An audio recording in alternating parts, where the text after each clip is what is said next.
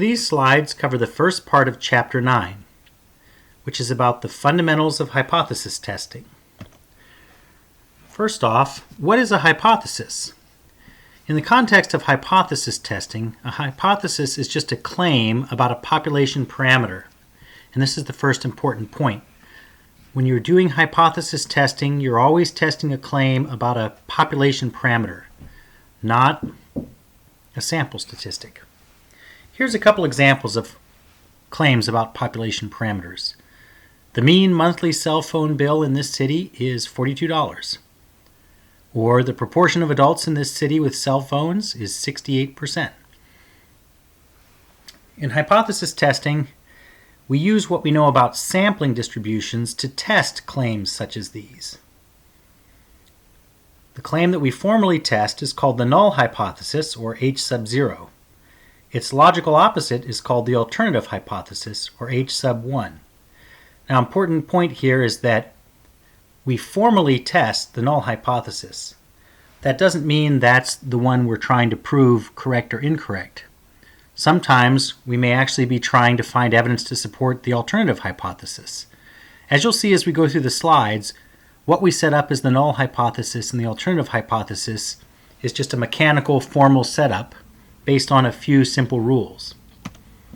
The null hypothesis states the claim or assertion to be tested. Here's an example. The mean diameter of a manufactured bolt is 30 millimeters. So again, it's always a claim about a population parameter, not about a sample statistic. The second thing about the null hypothesis is that it always contains an equal sign. So the sign for a null hypothesis is always equals, less than or equal to, or greater than or equal to. We always assume that the null hypothesis is true. Again, this is part of the formal test. We may not actually believe it's true, but to do the test, we have to assume it's true. And then we use evidence from our formal test to either reject the null hypothesis or not reject the null hypothesis. The alternative hypothesis, or H sub 1, is the logical opposite of the null hypothesis. What does logical opposite mean? It means if the null hypothesis has an equal sign, then the alternative hypothesis has a not equal sign, because that's the logical opposite. If the null hypothesis has a less than or equal to sign, then the alternative hypothesis must have a greater than sign, because the logical opposite of less than or equal to is greater than. Another way to think of it is that together the null hypothesis and the alternative hypothesis have to cover all possibilities. So if the null hypothesis has a less than or equal to sign, then the alternative hypothesis has to have a greater than sign to cover all possibilities. The alternative hypothesis never contains an equal sign, not as a standalone equal or as a part of a less than equal or greater than equal to sign. So the only things that are possible for the alternative hypothesis are not equal to, a straight greater than, or a straight less than sign.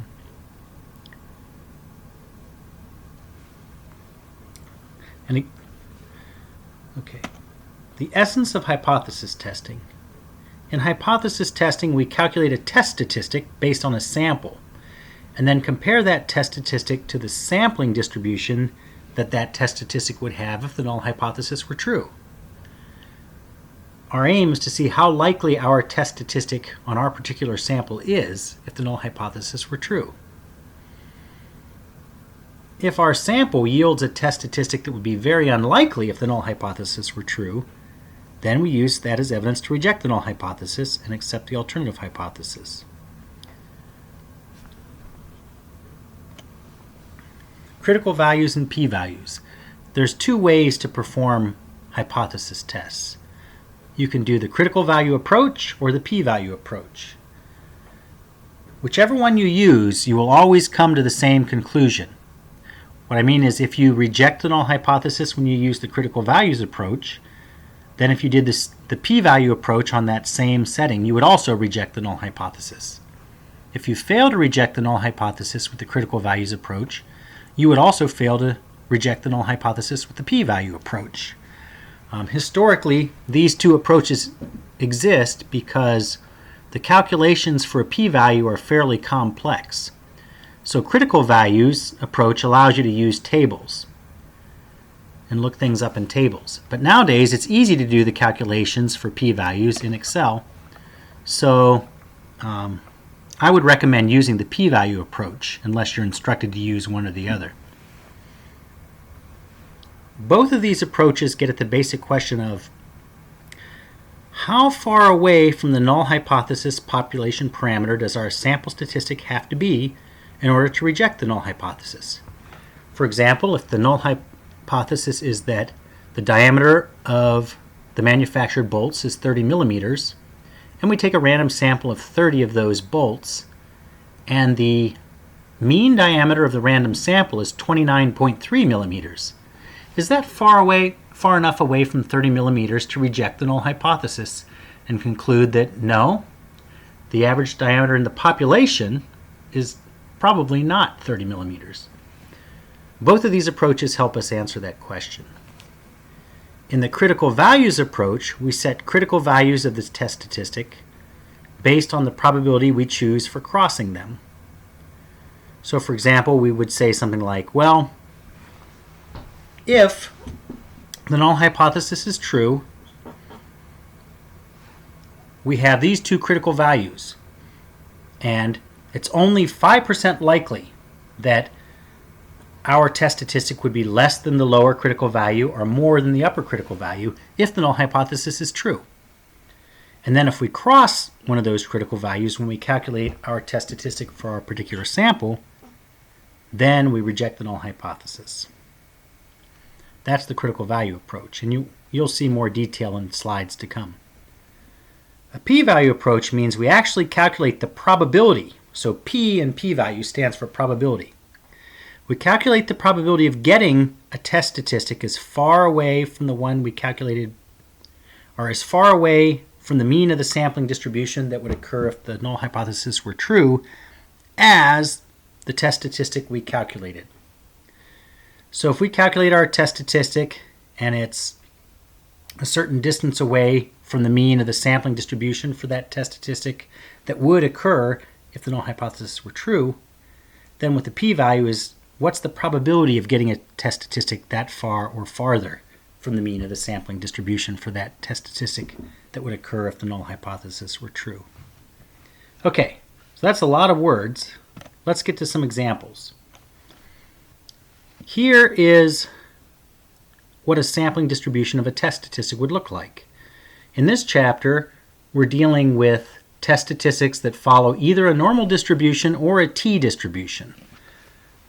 They're very similar. The t-distribution looks very much like a normal distribution, and in fact, as the sample size gets larger and larger, the t-distribution approaches the normal distribution. So they both look like a bell curve, like this image here.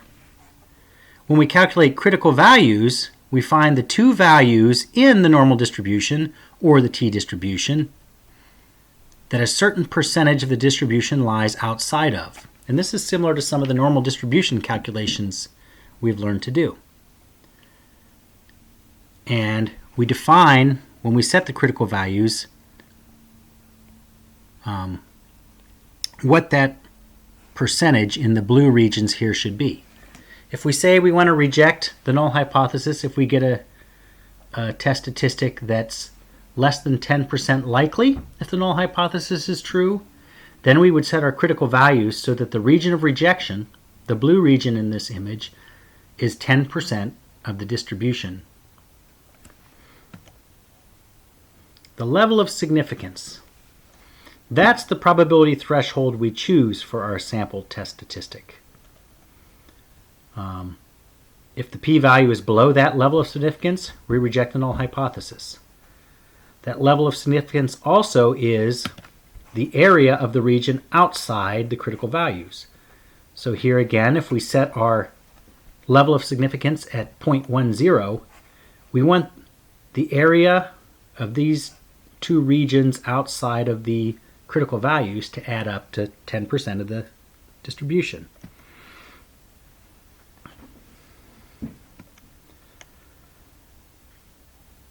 Here we have that again. So if we have a null hypothesis that the population mean is equal to 30, that means our alternative hypothesis is that the population mean does not equal 30. We choose our level of significance alpha.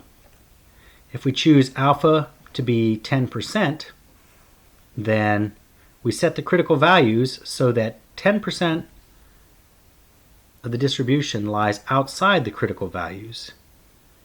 So on a two-tailed view like this, each side has alpha divided by 2 beyond the critical value.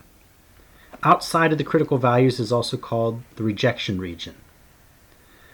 A two-tailed test is a hypothesis test for which there's a rejection region in both tails. A simple rule to remember is if the null hypothesis has a straight equal sign in it, like this one does, the null hypothesis is that the population mean equals 30, then it's a two-tailed test, because if we get some value of our test statistic way up in the upper tail, the right-hand tail, that means that the population value is actually probably more than 30, which is not equal to 30. And if we get some value way down here in the lower half of the distribution, the lower tail, that suggests that the population mean is probably less than 30. Less than 30 is also not equal to 30, so we reject in both tails. Later on, we'll learn about one-tailed tests. One-tailed tests are when you have a null hypothesis that has either a less than or equal to sign or a greater than or equal to sign. So using the critical values approach, you follow these 6 steps. First, you figure out what your null hypothesis and alternative hypothesis are, following the rule that the null hypothesis has to be an equal, greater than or equal to, or less than or equal to sign, and the alternative hypothesis has to be the logical opposite of the null hypothesis. Then we choose our level of significance, alpha, and either choose or determine the sample size n. Then we determine the appropriate test statistic and sampling distribution. Now in this chapter we're testing claims about population means or population proportions. When you test a claim about a population mean, you either know the population standard deviation or you don't. Most of the time you don't. So if you're testing a mean and you don't know the population standard deviation, you use the t-distribution and the t-statistic. If you're testing a hypothesis about the population mean and you do know the population standard deviation, then you use the z-statistic and do a z-test. Z is just another name for the standard normal distribution. If you're testing a hypothesis about a population proportion, you can always use the standard normal distribution called the z-distribution, and you would calculate a z-statistic. So after you determine that, then you figure out the critical values that divide the rejection and non-rejection regions. So again, that depends on what alpha is and what your test statistic distribution is. Then we collect the data and compute the value of the test statistic for our particular sample, and then we make our statistical decision. If the test statistic falls in between the critical values, then it's in the non-rejection region and we don't reject the null hypothesis. If the test statistic falls outside of the rejection region, falls into the rejection region or outside the critical values, then we reject the null hypothesis. So here's our example. We want to test a claim about a population mean, and that's the claim that the mean diameter of a manufactured bolt is 30 millimeters. And we're going to assume that we know the population standard deviation, that's 0.8 millimeters. So first we state the appropriate null and alternative hypotheses. So our claim says is, so that sounds like equal to. So our null hypothesis is that the population mean equals 30. Our alternative hypothesis is that the population mean does not equal 30. Again, because the null hypothesis has a straight equal sign, it's a two-tailed test. Now we have to specify our desired level of significance. So let's use 0.05 for alpha, the level of significance, and take a sample of 100 to do the test. Because we know the population standard deviation and we're testing a claim about a population mean, then we can use a z-test. Next, we determine the critical values. For alpha equals 0.05, the critical z values are negative 1.96 and positive 1.96. Now this comes from a table, but how would you get this in Excel? You'd say, okay, we know the test statistic follows a standard normal distribution, also called a z-distribution. And we set alpha equal to 0.05. That means we want to reject if we get a value for our test statistic that's less than 5% or 5% or less likely to occur if the null hypothesis were true. So we take the z-distribution, or the standard normal distribution, and we find the critical values that 95% of the distribution is in between, because it's those same values that 5% of the distribution is outside of. And we want our rejection region to be 5%.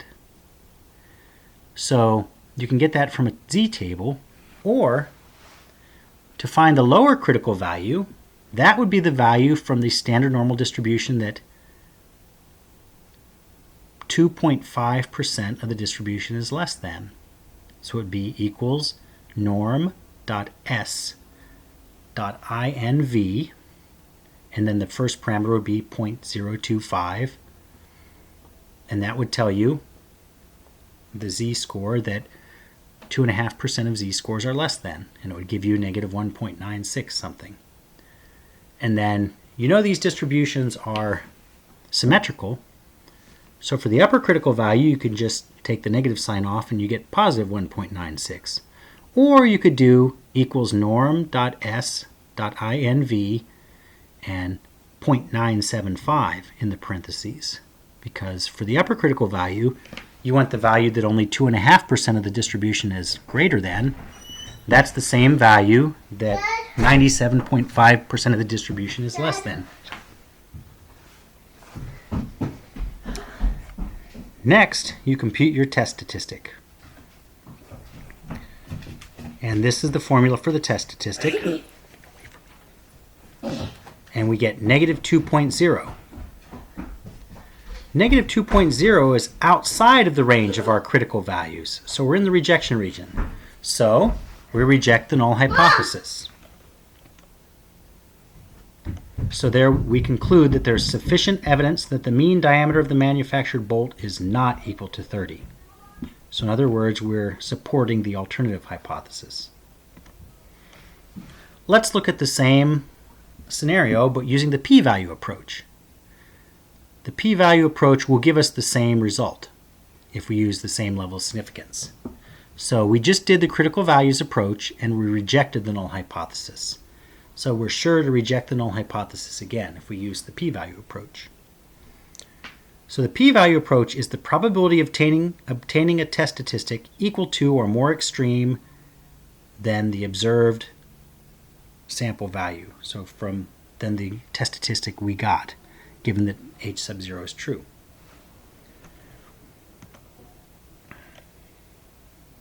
If the p-value is less than alpha, we reject the null hypothesis. You can remember this with the phrase, if the p-value is low, then the null hypothesis must go. So what are the steps? We state the null hypothesis and the alternative hypothesis. We choose the level of significance and sample size, determine the appropriate test statistic and sampling distribution. All that's the same as we did with the critical values approach.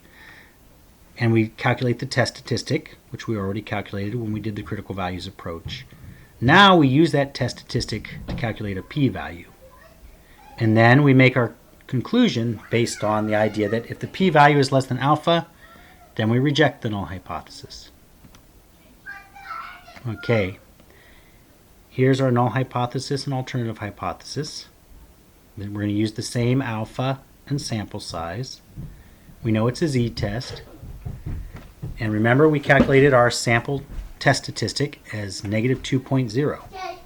So now what we do is we figure out what's the probability of being 2 units away from the mean of the sampling distribution? The mean of these sampling distributions is always 0. So we need to calculate the probability of being less than -2 or more than 2 in a standard normal distribution. So here it's calculated with tables, but we could also do this with our normal distribution probability calculations. Except for we put an S in there to indicate that it's the standard normal. So this 0.0228 on the left, what's the probability of being less than -2, would be equals norm.s.dist, and in the parentheses you'd have -2.0, comma, true. And that gives you the probability of being less than -2 in a standard normal distribution. This one would be equals norm.s.dist, and then within the parentheses you would have 2.0, comma, true. And then you'd add those two together, and that's your p-value, 0.0456. Since that p-value is less than the alpha we set, we reject the null hypothesis. And then we state the managerial conclusion. There's sufficient evidence to conclude that the average diameter of the manufactured bolt is not equal to 30 millimeters.